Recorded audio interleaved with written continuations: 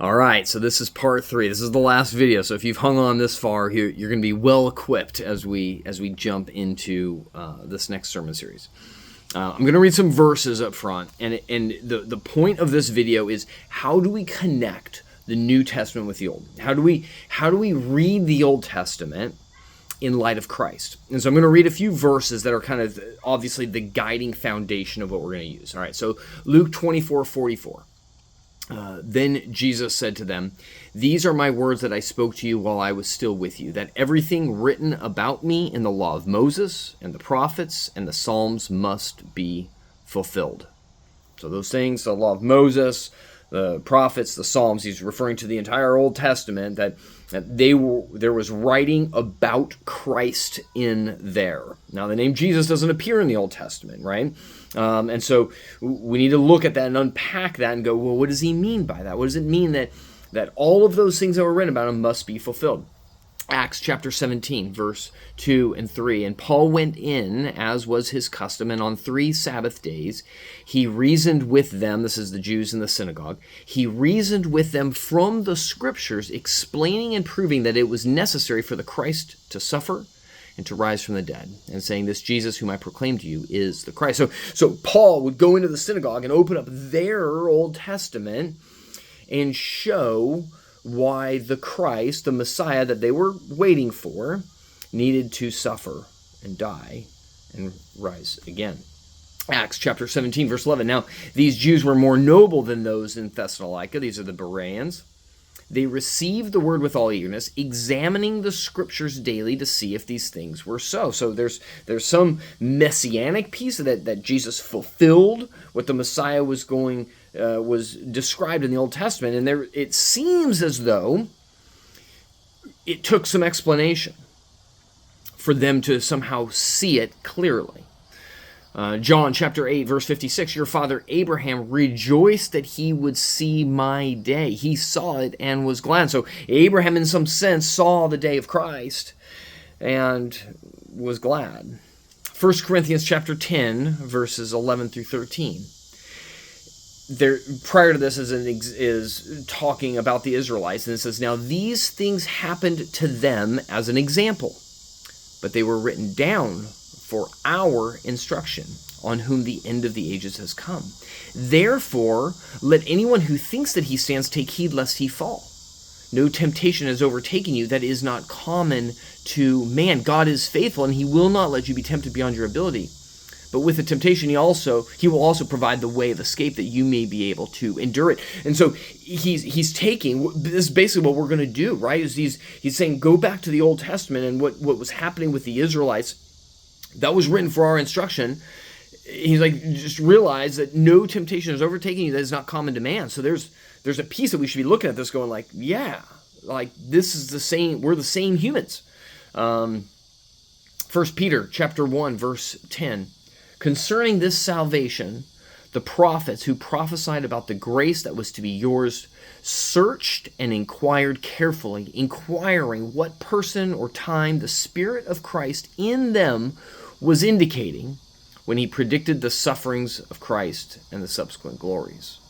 And so they were searching and inquiring, and that the Spirit of Christ dwelt in them, and indicating what was going to happen, right? And then Hebrews chapter 1, verses 1 through 2. "Long ago, at many times in many ways, God spoke to our fathers by the prophets. But in these last days, he has spoken to us by his Son, whom he appointed the heir of all things, through whom also he created the world." And so we see a continuity, okay? All right, so given all of that, given these verses, and there's probably a couple others, I'm going to offer up 3 different interpretive techniques and then tell you kind of which one you can expect that we're going to go through. So the first interpretive technique, and I say that like it's a hermeneutic, like we talked about in Revelation, right? The first one is Christocentric. It's looking for Christ explicitly throughout the Old Testament. It looks at types. So like Joshua was a type of Jesus, and so when we're looking at Joshua, we should be seeing reflections and shadows of a future Jesus. Sarah and Hagar are representatives of the Old and New Covenant, right? So and there's a lot more. And so they look for these allegories, types, and shadows. Now, the New Testament authors do this. That example of Sarah and Hagar, Paul provides that. So the expectation is that if the New Testament authors, if the apostles were able to interpret Old Testament texts in that way, we ought to too. And so we should be looking for Christ throughout these Old Testament stories. Where is he explicitly in this? You require the power of the Holy Spirit to discern that. And this is why the world would consider this stuff foolishness, and you who have the Holy Spirit should be able to discern these things. Here's my opinion on this. I think at times it's accurate. Clearly, if the New Testament authors did it, I do not think that that is a precedent for us to use that same hermeneutic, that same interpretive technique. Just because the apostles did it, we should be able to take license to do that. I think that fails. So I don't think that Christocentric technique should be thrown out completely, but we need to be cautious. Otherwise, we're trying to cram Jesus into stories, and sometimes it feels a little icky and it feels weird and artificial. All right, second one, redemptive historical. This one's looking at God's character and purpose progressively across history. The Old Testament events may not include Christ specifically, but they're progressing towards him. He fulfills the Old Testament in that he is the end, that all the events are moving toward the climactic eschaton, the end, which is Christ coming. This is a more grammatical and academic interpretive tool. My opinion on this one is that oftentimes it doesn't require the Holy Spirit to understand it, because it's just plainly there, right? It's just a matter of looking at the context, the author's intent, and the historical context. The inclusion and the uniqueness of the accounts seem to be more exhaustive than would be necessary to communicate God's character and his purpose. It seems like there should be more depth to it, more layers.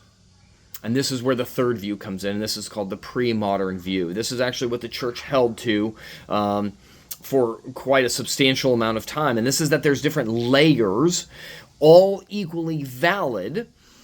Some are ascertainable by just the plain reading of the text, and that would be the literal meaning of the story. So you have this historical story, and you can read it, and everybody in the world can understand what that story means. And maybe even there's a moral layer to it, and that everybody in the world should be able to understand the moral layer to that story. But they would also say there's a Christocentric layer to it, and that Christ is somewhere in there, and so we should be looking, and we need the Holy Spirit to discern where he is. And then there's a eschatological layer to it, that God's redemptive plan through history. Okay, so we're going to kind of take a pre-modern view to this, but a modified one. So clearly there's a historical context. We're going to talk about that. Clearly there's a human author with an intent. We're going to look at that and who the audience was and what they're intending to communicate. But there's also a divine author that we understand is including these things for our instruction. So we're going to see that there is a literal meaning. There is a moral lesson in there, probably. But then there's might be a Christological, a Christocentric, Jesus is explicitly in the text. We're going to be really cautious with that one, though. Clearly, if the New Testament authors and the apostles point to it, then that's accurate. But we're going to be a little bit judicious with our interpretations and saying, like, hey, this is reflecting Christ in some way, shape, or form, or a type or shadow. But then we're definitely going to be looking at it from an eschatological, what God is doing in redemptive history. So all that to be said, I would encourage you to I think that last view kind of helps us break it down of like these layers. And so we should be asking ourselves, what actually happened? What's the moral understanding in there? is Christ explicitly in there? Is there some sort of connective tissue between the Old and the New Testament there? And then obviously we're going to see what God is doing in a macro sense in redemptive history. All right. So with that, let's start into Joshua.